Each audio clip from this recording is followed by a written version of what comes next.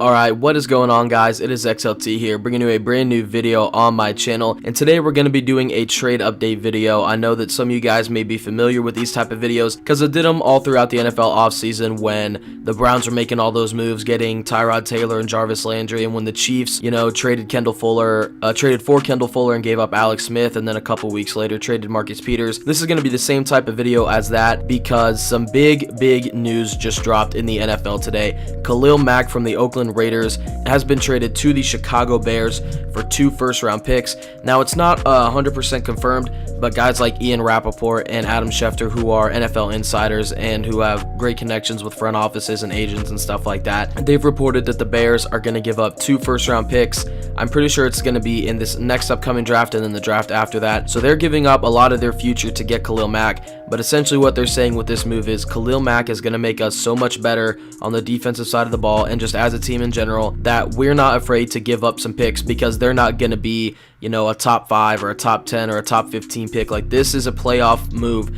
This team feels like they're ready to make the playoffs. They had the 8th overall pick in this last year's draft and drafted Roquan Smith. They've got a really good defense. Eddie Jackson, Adrian Amos on the back end. They've got Kyle Fuller, Bryce Callahan at the corners, Prince Amukamara there too. On their defensive line, they've got Eddie Goldman, they've got Leonard Floyd, they've got Akeem Hicks, and now they have Khalil Mack. So that is a scary defense to be going up against, week in and week out for those NFC North teams. And to me, I feel like the Bears have hit better in the later parts of drafts in recent years than they have on the front end. Roquan Smith, we still have yet to see what he can do, but Mitchell Trubisky is a guy that a lot of people didn't necessarily think was, worth a 2nd overall pick when they traded up to get him. Now, if they didn't, the 49ers had no need. Well, they had a need for a quarterback, but they weren't really interested in Mitch Trubisky. But still, anyway, the Bears traded up to the 2nd spot, giving up some stuff. But later in that draft, they ended up hitting on guys like Tariq Cohen,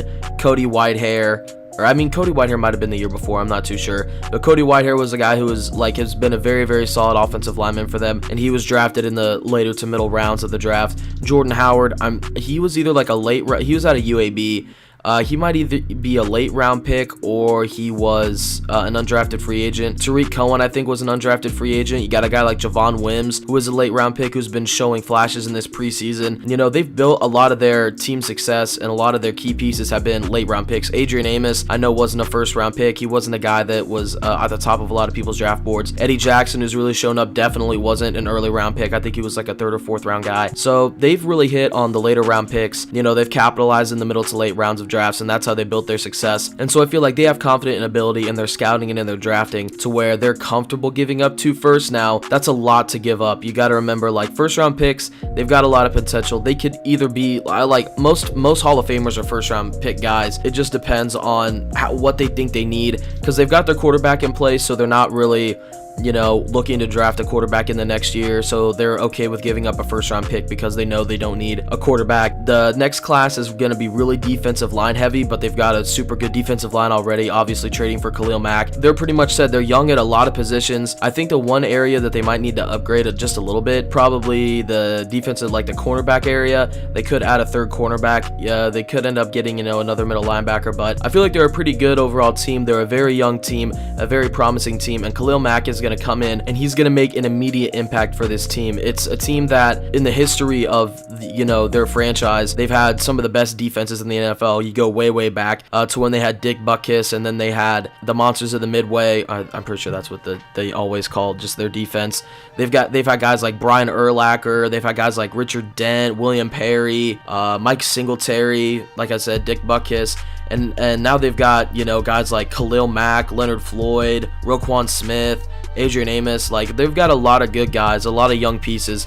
Khalil Mack is going to add some veteran presence, and he's going to add some much-needed pass rush. They really never got that out of Pernell McPhee or Willie Young, but then Leonard Floyd came in, and he's been kind of a guy that's played a little bit of a flex situation. Like, he plays a little bit like Anthony Barr, but just with a little less zone coverage ability and a little less ability in space. He gets after the quarterback a little better, but I feel like he'll be a good complement. Teams are going to be double-teaming Khalil Mack. They're going to be chipping him with running backs, going to be doubling him with tackles and tight ends. They're going to be sliding to his side. So Leonard Floyd should be able to develop very well, just develop better pass rushing skills and get more one-on-ones, because he's been their premier pass rusher. Akeem Hicks really isn't a pass rusher, he's more of a run stopper, but this Bears team is going to benefit greatly from this Khalil Mack trade. The one thing is they're going to have to give him some money. They already paid Allen Robinson in the offseason.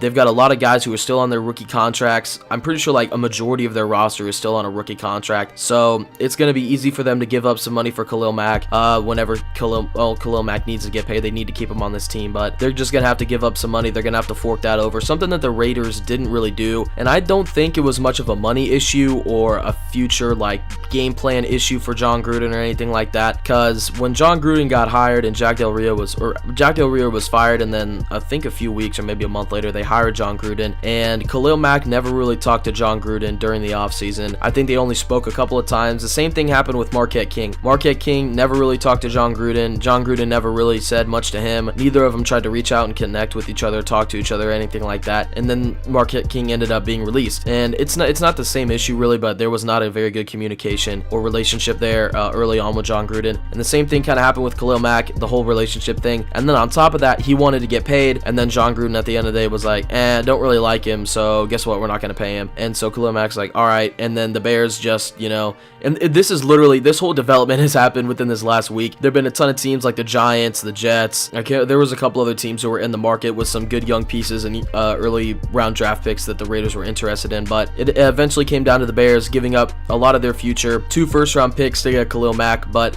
on the Bears end, I think they're going to benefit greatly from this. He's been one of the best defensive players in the NFL, a guy who was Defensive Player of the Year, I think it might have been 2 years ago. It was either 2 or 3 years ago, and then he was on the All-Pro team as a left end, or as a defensive end, and as an outside linebacker, as a pass rushing outside linebacker, and that's like the first time that's ever been done in NFL history. Nobody has ever been on the first team All-Pro in 2 different positions. So Khalil Mack's a great defender. He's going to be a guy who's going to be a staple for that defense. He's going to get after those quarterbacks, Stafford, Cousins, Rodgers. They realize that they're in a division now who the division as a whole, the NFC North, probably has the best collective group of quarterbacks. Mitch Trubisky's on the low end, but you got a guy like Cousins who has led the NFL in completion percentage the last couple of years. Stafford, who's been, a Pro Bowler pretty much his entire career and has been one of the most underrated quarterbacks in the NFL. And then Aaron Rodgers, who's arguably the best quarterback of all time in terms of skill and in the game. The ability to scramble when he needs to, the ability to make any throw in the book. He's arguably one of the best. And they realize that, we got to get after the quarterback. We got to force these guys, to make bad decisions. We got to get after them, and we've got to create some type of pressure. And that's what they did by going out and getting the best defender. Well, not the best defender in my opinion, but probably one of the best pass rushers in the NFL. Well, that's going to do it for me, guys. Please leave a like if you did enjoy the video. I know I said in my last video that I was going to be pumping out content, but got caught up in a little bit of schoolwork. I'm probably going to try and use weekends as a time to sit down, maybe record 2 videos and then post those during the week. I'll just try and figure out my own upload schedule so that I'll be more consistent. The next video I think I'm going to do is probably going to be more prediction videos, like who's going to win the NFC North, who's going to win the AFC South, stuff like that. I think I'm going to go through all that, and I think that's going to be a continual series on my channel, and I'm probably going to do some fantasy football type stuff, just play around with it, see what I can do, see what kind of feedback I get on what kind of content I put out. So anyways, that's going to do it for me, guys. This has been XLT signing out.